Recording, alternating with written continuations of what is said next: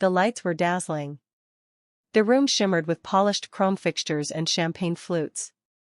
Investors, reporters, and influencers circled a sleek white platform, where Vanessa stood in an elegant navy pantsuit, microphone in hand, her smile poised like she'd practiced it in the mirror 100 times. I watched from the back of the room. Uninvited. Unacknowledged. Just another face in a sea of glittering strangers, holding a glass of water I wouldn't drink. Vanessa's voice rang out, "This system isn't just technology, it's a solution. A way to bring clean, affordable water to the places that need it most." Applause followed. Cameras flashed. Someone from Tech Savvy Weekly nodded with approval. She gestured grandly to the machine behind her. It looked almost like mine, same structure, same dimensions, same branding style. Except, it wasn't mine. Not really. Not without what was missing. I stepped forward. "Impressive," I said, loud enough to interrupt her closing remarks. Heads turned. Vanessa blinked. Her smile faltered. "Oh," she said, recovering quickly. "Madison. I wasn't expecting." "Of course not," I said. "I just had one question. Would you mind giving us a live demonstration? Just a few minutes. I think everyone would love to see it in action." Silence. Then murmurs. The technician at the side panel hesitated. Vanessa's eyes flicked toward him, then back to me. I could see the calculation behind her smile. "Of course," she said tightly. "Let's show them how it works." She pressed the power button. Nothing happened. She tried again. Still nothing. The technician bent down, fiddled with wires. Vanessa's voice tightened. "It worked in rehearsal. Something must be." I walked calmly to the stage, pulled a compact prototype from my bag, and set it next to hers. Mine hummed to life immediately, filtering a tank of muddy water into a clear, drinkable stream. And then I said, loud enough for every camera, "The secret to this device? The catalytic compound. Which you never had access to. Because I never gave it to you. It started in a garage. My garage, to be exact. The kind of place that smelled like copper wire, graphite dust, and old ambition. I spent most nights out there after work, testing filter membranes, adjusting polymer densities, scribbling calculations on the whiteboard until my fingers cramped. 3 years of work. Countless prototypes. Failures, tweaks, breakthroughs. I wasn't building something to impress venture capitalists. I was building something that mattered. Something that could change the way remote communities accessed water, something cheap, portable, efficient. A system that didn't require electricity or high-end parts to produce safe, drinkable water from contaminated sources. My name's Madison Clark. I'm 38. An engineer, first and always. I don't wear lipstick. I don't smile to make investors comfortable. I don't present like a TED Talk hopeful in heels. And maybe that was the problem. The funding fell through at the end of year 2. A green tech foundation I had pinned all my hopes on backed out, citing internal restructuring. My prototype was complete in concept, but I couldn't afford to move into production without help. That's when Vanessa offered her hand. My sister-in-law. Married to my older brother Tom. She was the kind of woman who could network in her sleep, polished, sharp, always with the right earrings and the perfect headline. "Let me help you," she'd said over Christmas dinner. "I have contacts. People who listen when I talk. You've done the hard part, now let me get this in front of the right eyes." It sounded logical. She worked in marketing, had a background in PR, and could fill in where I lacked finesse. I said yes. Because I trusted her. Because I trusted Tom. Because I couldn't imagine betrayal coming from inside my own family. I gave her everything, my research, my CAD files, my notes, even the 5-year business plan I had drafted late one night after too much coffee and too little hope. She took it all. And for a few weeks, she went silent. I assumed she was working behind the scenes. That she was knocking on doors, building interest, protecting the vision we both shared. But then, a headline. Local entrepreneur to launch revolutionary clean water tech. Beneath it, Vanessa's headshot. And my words. She hadn't just pitched it.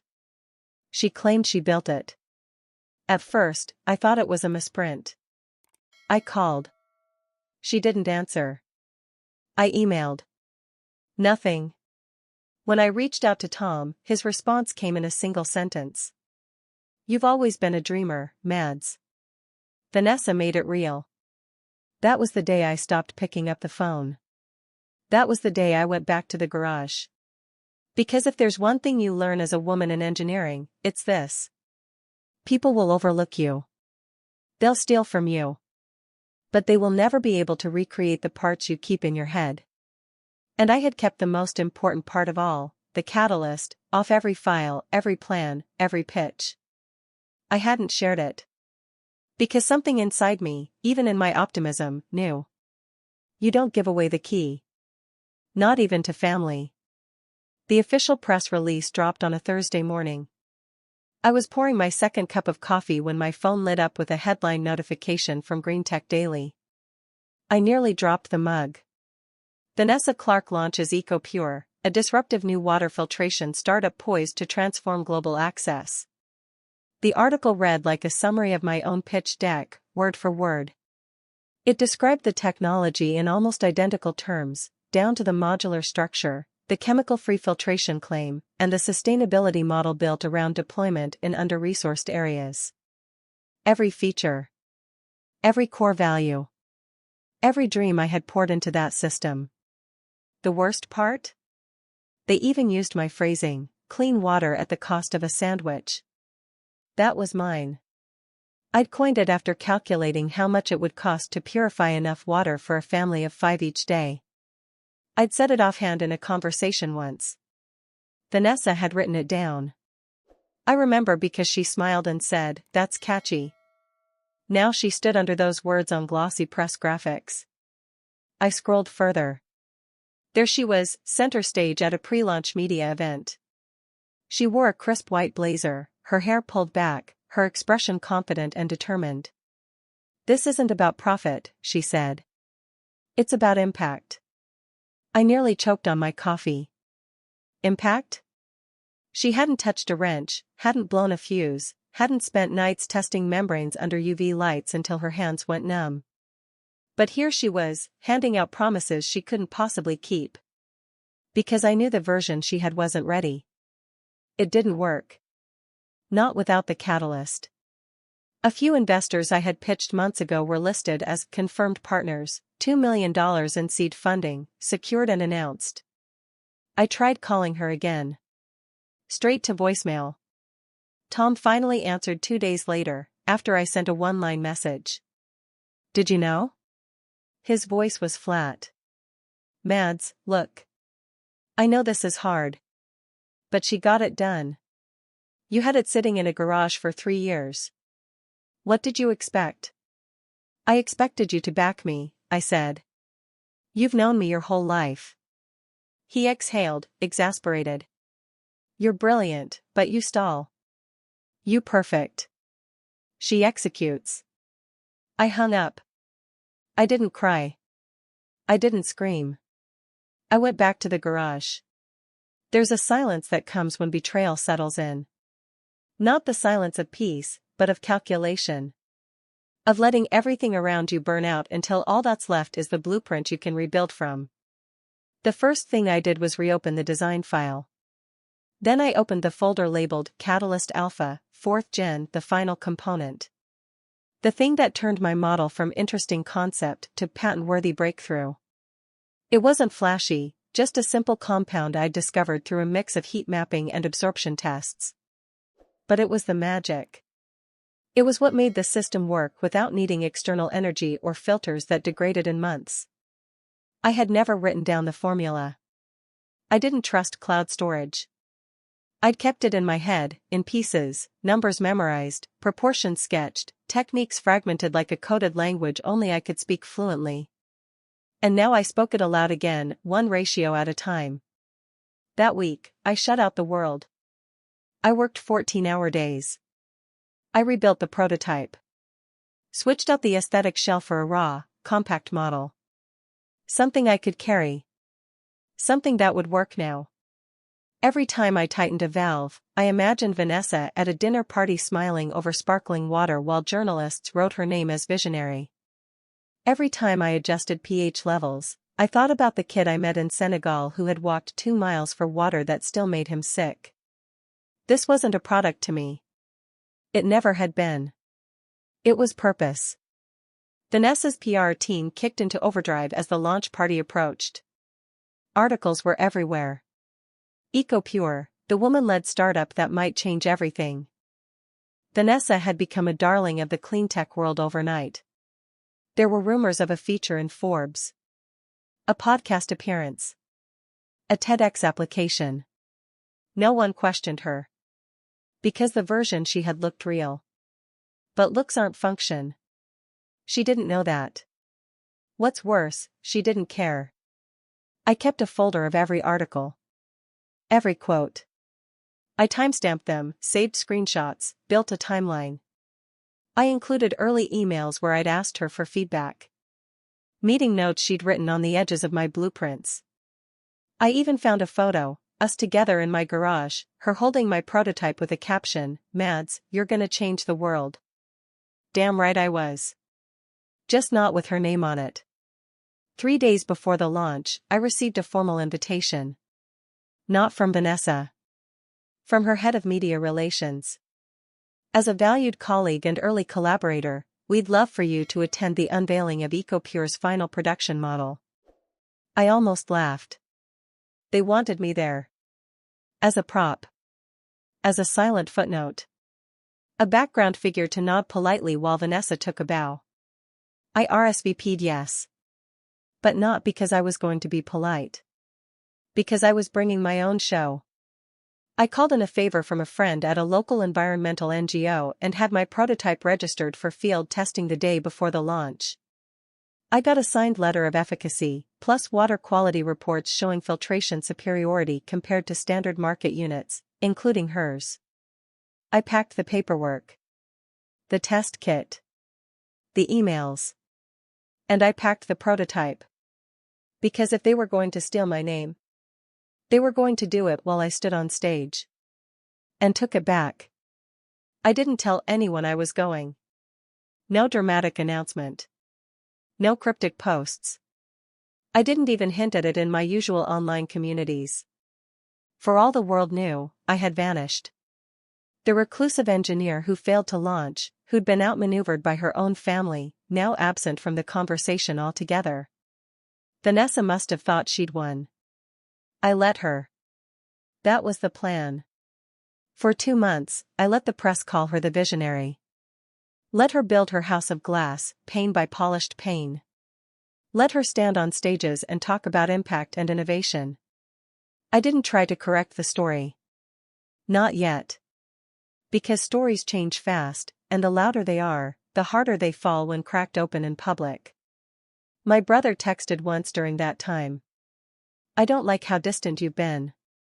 Vanessa wants to make peace. I didn't reply. He had made his choice. And I had made mine. Behind closed doors, I refined the catalyst. Not just to prove a point, but because I couldn't bear the thought of the technology being introduced to the world broken. Because if it failed under her hands, that failure would ripple into the communities it was meant to serve. So I built a better version. Smaller, lighter, faster. And I filed a provisional patent under my own name, with chemical component language Vanessa wouldn't be able to mimic even if she tried. I filed supporting documents with timestamps, lab data, lab partner verification, and NGO support letters. Quietly. Carefully. Legally. By the time the launch party rolled around, the room was already full of polished deception. But I wasn't coming to protest. I was coming to correct. And I would only need 5 minutes. Because when a lie gets too loud, you don't fight it with noise. You fight it with proof. In front of the right people. At the moment no one can walk away. I arrived at the venue 15 minutes early. Not because I wanted to be seen, but because I wanted to observe. The launch party was held at a converted industrial gallery in downtown Austin, all white walls and polished concrete floors, with hanging banners that read, "Eco Pure, tomorrow's water, today." The irony made me smile. I wore a charcoal blazer, no makeup, no jewelry, just the prototype in a small, hardshell case slung over one shoulder and a folder of printed documents tucked under my arm. The security at the door glanced at my name tag, hesitated slightly, then waved me through. "Welcome, Ms. Clark," one of them said. Clark. My name. Not hers. Inside, the space buzzed with anticipation. Waiters moved like choreography, balancing trays of champagne and tiny spring rolls. Investors circled displays like bees around a hive. On a pedestal in the center of the room sat her version of my system, sleek, branded, and non-functional. I'd seen it in the background of interviews, in teaser ads on social media. It looked right. The casing was perfect. The pressure valve design was mine. The outer mesh filter was exactly what I'd sketched onto a napkin 2 years ago after a long, late conversation with a sanitation engineer in Uganda. But the heart of it, the catalyst, was missing. It was like looking at a car without an engine. Vanessa stood near the main stage in a tailored emerald suit, flanked by media reps and board advisors. Her eyes flicked toward me once. She paused. Then smiled. Controlled. Corporate. Like I was just another guest she hadn't expected to show up, but would now use to demonstrate magnanimity. "Madison," she said, breezing toward me with an air kiss that never landed. "I didn't know you were coming." "I got the invite," I said simply. Seemed only right to support a family success story. She tilted her head. "I hope there are no hard feelings." I smiled. "None at all." She seemed reassured by that. Good. The room dimmed as a spotlight flicked on over the podium. A moderator took the stage, thanked the attendees, and began the introduction. Vanessa stepped up, radiant under the lights, confident in the way only people who think they've already won can be. She gave her speech. Talked about purpose. About scale. About a simple idea born in a garage that became a global solution. My garage. She gestured toward the prototype. "And now," she said, "we'd like to demonstrate the system live. Because at EcoPure, we believe in transparency." Perfect. I stepped forward. "Would you mind if I did the honors?" I asked, projecting calm and clarity. A few people turned. The room shifted slightly, energy thinning just a little. Vanessa blinked. "Well, of course. We welcome collaboration." She nodded to the technician standing behind the pedestal. He flipped the switch. Nothing happened. A long silence. He tried again. Still nothing. A tiny red warning light blinked on the side of the panel. I saw his brow furrow. He removed the cap and peered inside. Whispers started rippling around the crowd. A camera flashed. One of the reporters stepped closer. "It worked yesterday," Vanessa said quickly. "There must be a..." "It's missing something," I said gently. "The core catalyst component. The one that makes the filtration actually work." Her mouth parted slightly. "That's ridiculous." I reached into my case and pulled out my prototype. It was smaller, matte black instead of polished white, with a single button control. I placed a container of visibly dirty water beneath it and pressed the button. The system whirred softly. 10 seconds later, the outflow stream was crystal clear. A screen above the stage showed water quality metrics in real time, connected via the field testing sensors I had embedded the night before. Gasps. Then applause. Then more flashes. I held up the folder of documents. "This," I said into the mic, "is the patent filing. The lab results. The email exchanges. And a timeline showing when this technology was first created. It wasn't 3 months ago. It wasn't from a marketing pitch deck. It was built over 3 years, with sweat, science, and silence. I didn't raise my voice. I didn't have to. The silence said everything. Vanessa froze. Her face didn't fall so much as it cracked, internally. No shouting. No rebuttal.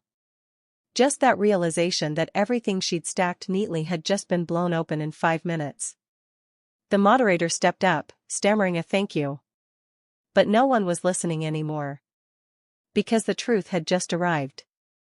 And it was louder than anything she could have scripted. The fallout was immediate. For a moment, no one moved. The room was suspended in the kind of silence that only happens when something expensive breaks in front of powerful people. Then the questions started. Not toward me, but toward her. One of the investors, an older man with silver hair and a crisp navy suit, stepped toward the stage. "Ms. Clark," he said, "not to me, can you explain why this component wasn't included in the version we funded?" Vanessa opened her mouth. Nothing came out. Another voice, a woman from one of the international aid organizations, raised her hand. Was EcoPure ever tested in a live environment? Or were those results fabricated? Vanessa looked to the technician. He shook his head. We never received the catalyst specs, he said. They weren't in the schematics. A quiet horror bloomed behind her eyes. She knew then. She knew I had never given it to her. I stepped back. I didn't need to add more. The documents I'd provided to the moderator had already been passed along to a table full of journalists. Within minutes, a reporter from Green Tech Weekly posted a tweet with a live photo of my prototype and the words. Original inventor Madison Clark just exposed EcoPure as a fraud, right in the middle of the launch. The tweet went viral in under an hour. Investors began to drift away from the center display. I saw 2 men from the funding group huddle in a corner, whispering and checking their phones. I watched the event photographer stop taking pictures of Vanessa and begin photographing the smaller, quieter prototype on the table in front of me. Vanessa's voice finally broke through. Thin. Desperate. You said you didn't want it. That you gave up. I turned, met her eyes. I never gave it up, I said. I just stopped handing it to people who didn't deserve it. Tom showed up 20 minutes later.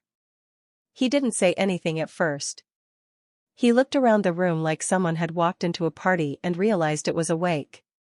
He walked up to me, hands stuffed awkwardly into his pockets. You planned this? No, I said. I prepared for this. His shoulders sagged. He didn't apologize. He didn't defend her. He just turned and walked away. By the next morning, every major tech outlet had run the story. Launch implodes as EcoPure fails live demo. Engineer exposes family betrayal and fraud in public showdown. Investors pull out of $2 million startup after shocking reveal. Within a week, all financial backing for Vanessa's company was gone. Refund demands. Legal threats. Silent distancing. Even her PR firm severed ties. Tom and Vanessa tried to hold a press conference, no one came. They shut down the company 2 weeks later. As for me? I didn't gloat. I didn't speak to reporters. I didn't post about it. I just kept working. Because while they scrambled to erase their mistake, I was already signing a distribution contract for my system's first international shipment. And the only thing I raised was a glass of clean, clear water. From the machine they said I was too slow to finish. 6 months later, I stood on the tarmac of a dusty airstrip in northern Ghana, watching the first shipment of my water systems get unloaded from a cargo plane. The units were stacked on pallets, clean, compact, efficient. Each one capable of purifying enough water for an entire village for years. Beside me, a local project coordinator reviewed the manifest, double-checked the training schedule, and gave me a warm smile. You said this would happen, she said. But I didn't expect it to happen this fast. Neither did I admitted. Because despite everything, I hadn't built this for recognition. I'd built it because I remembered the people I met, the children who filled plastic jugs with cloudy water from irrigation ditches, the mothers boiling water for hours with firewood they couldn't spare. This was always for them. But somewhere along the way, my work had been hijacked by someone who thought presentation mattered more than purpose. And in the end, that was her downfall. Vanessa and Tom declared personal bankruptcy 2 months after the collapse. They had borrowed heavily against future investments, sunk money into the launch, the venue, the PR, the catered press dinner, believing it was a sure thing. When the funding vanished, so did everything else. I haven't spoken to either of them since. Tom sent one email. It said, simply, "You were right. I'm sorry." I never replied. Forgiveness is possible. But forgetting? No. Because I had trusted him with my idea. My work. My life's purpose. And he'd handed it to someone who saw it as nothing more than a shortcut to prestige. What they didn't understand, what so many people don't, is that innovation doesn't come with a logo. It comes in silence. In failure. In late nights and early mornings and the long, unseen hours where no one is watching. And because of that, I learned something else. You don't fight theft with rage. You fight it with design. You build better. You go deeper. You speak when it matters. And let your work echo when they try to shut you out. Now, every unit I ship carries a nameplate on the side. Not mine. Theirs. The names of the villages who receive them. The children who will drink from them.